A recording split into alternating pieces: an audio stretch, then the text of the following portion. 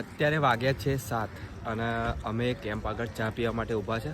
તો તમે જોઈ શકો છો, જો આ છે કેમ્પ. જો અહીંયા ચા તમને મળવાની છે અને સામે છે ભાવિ ભક્તો. જો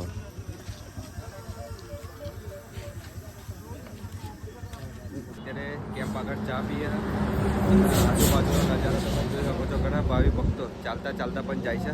આપણે તો ગાડી લઈને આવ્યા છે, પણ અહીંયા સેવા કેમ્પ હતો એટલે આપણે સ્ટોપ કર્યું છે અને ચા બા પીએ પછી નીકળીએ. તો અહીંયા તમે કેમ્પ આગળ જોઈ શકો છો, ઘણી બધી સુવિધા પણ છે.